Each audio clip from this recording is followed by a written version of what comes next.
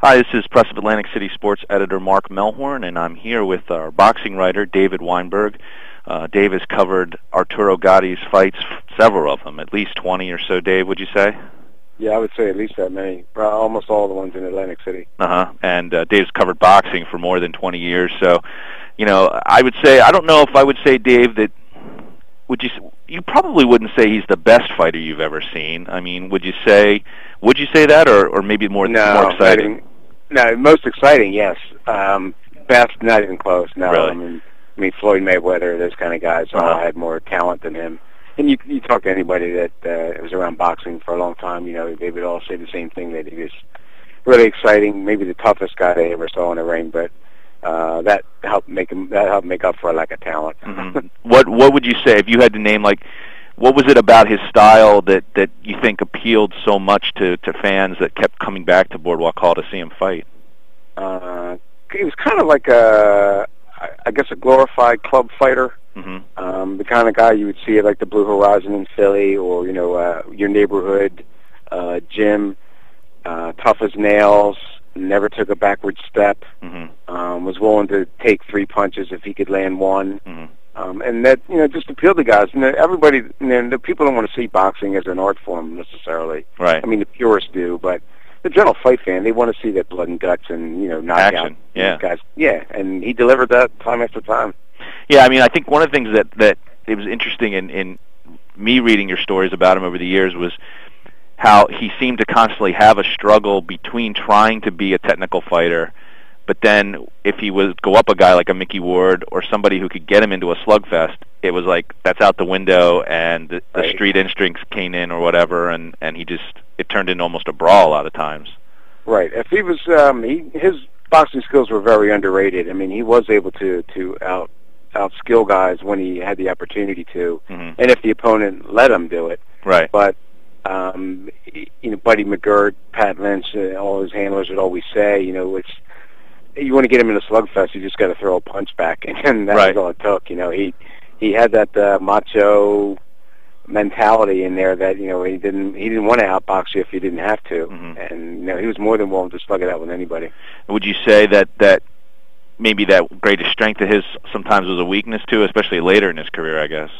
Yeah, that was his downfall. Mm-hmm. He probably could have extended his career, another few years if he had not taken such a beating. Mm-hmm.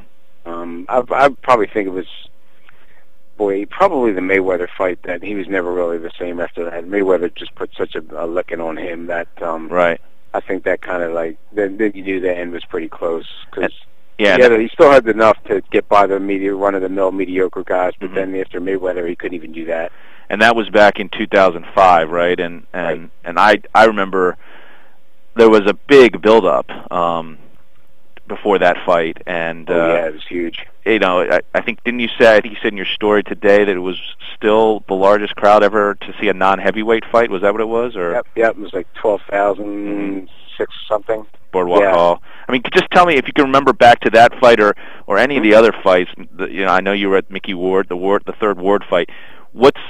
Was there something about the atmosphere at those fights that made it stand out from other fights that you've covered in Atlantic City?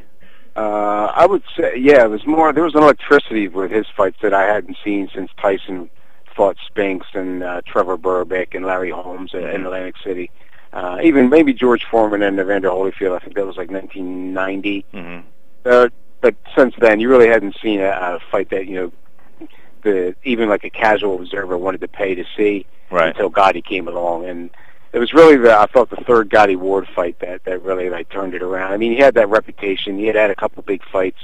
He had won some and lost some, but the fact that they had fought twice before, and then that was the third meeting, and the way that they just went at each other for 10 rounds was just something that I don't think anybody had ever seen before. It was just all out.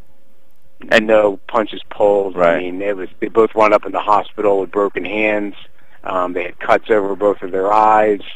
It was just a real brutal mm-hmm. display. And then that's kind of like what gave birth to his legend almost. And then after that, it was everybody wanted to see a Gotti fight because they never knew what was going to happen. They knew it was going to be exciting. They just never knew who was going to win. Right. I mean, it's funny. You look at his past opponents. I mean, he's fought some very well-known guys. Oscar De La Hoya. He lost to him. You know, he's fought Mayweather. You mentioned him, but a lot of people, I think, who are boxing fans always go back to those Ward fights as just legendary. I know I was watching some the other night on YouTube a little bit. Just I think it was round 9 was this one that was just unbelievable. The back and forth. I mean, you were at that third fight. I mean, what was it about Ward that just brought out these amazing fights? I mean, what was it about these two guys? Ward was the same kind of fighter that Gatti was, and he had beaten Gatti the first time they fought. So he kind of knew Gotti's weaknesses and his strengths, and they knew each other so well that nobody could put anything past the other guy. And Ward only knew one way to fight, and that was the same way that Gatti fought, just straight ahead. Nobody took a backward step. They just stood in the middle of the ring and just went toe to toe with each other. One guy would get hurt. You think the fight was over. He'd go against the ropes, come back firing back. The next guy would get hurt, and it just went like back and forth. And like I wrote in my blog today, that's the only time in my 20-plus years of covering any sport that I've ever applauded anything. Because, you're always taught to be, very impartial and businesslike. But the fact they poured everything they had into 10 rounds of action, I stood up and gave them a standing ovation. I've never done that before. So. Yeah, and you mentioned that those fights sort of catapulted him. And he had ebbs and flows in his career, and after that he was on a high, and it led to that Mayweather fight. And I know we sent you down to Florida right before that Mayweather fight to get a little bit more insight into who Arturo Gatti was. So just talk a little bit about what your impressions were of Arturo Gatti, the person, not necessarily the boxer. Very down to earth kind of guy. I think that's another reason why people were drawn to him. He had no ego about him, but he did have his warts, like everybody does, I guess. He liked to party. He liked his women. He liked. He was kind of. I'd just say he was a hard-living kind of guy, right. And not a lot of people were surprised that he met the end the way he did. Just the fact that he had been engaged a few times before. Things were, ugly with a few of his previous relationships. They didn't end well, and he never was he never had an attitude about him. That was the weird thing about it. He never. He was always had a kind word for people. I mean, he was always surprised when people came up to him for an autograph because he never thought he was anything really special. I don't think that, like, at least to the general public. When I was down in Florida, as a matter of fact, we played golf together. One afternoon, and there were people coming up asking for his autograph, and he stopped and signed for 10 minutes at a time. There was no big deal. And then after we were done playing golf, we went food shopping. So he could show me how he was getting ready for the fight, what he was eating and that kind of thing. Same thing, people coming up to him in the produce aisle asking for his autograph, and it was an inconvenience, which it would be for a celebrity, I guess. Right. Some guys don't, some guys prefer to be left alone, but he never shied away from that kind of stuff, which was one of the endearing qualities about him.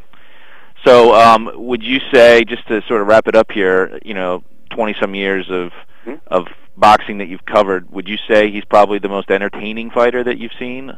Yeah, I would say so. I mean, in terms of like entertainment, I'll put him right up there with Mike Tyson when Tyson was in his prime. I mean, when he was, when Tyson was 19, 20, 21 years old, he was the baddest man on the planet, so to speak. And this was before all his legal troubles and his, own marriage fell apart and all that stuff. Everybody wanted to see a Tyson fight, just like they wanted to see a Gatti fight. So I would put Gatti on par with Tyson, but I might give Gatti the edge only because he sustained it longer. There were more, he fought more in Atlantic City and drew huge crowds every time he was there. I think Kelly Pavlik has the potential to do that. It'll be interesting to see what happens when he returns after losing to Hopkins the way he did his last time here. Whether the people from Youngstown will still follow him. Right. So he has the potential to maybe equal or at least approach Gotti's popularity. But that remains to be seen. I mean, as we sit now, Gatti was probably number one.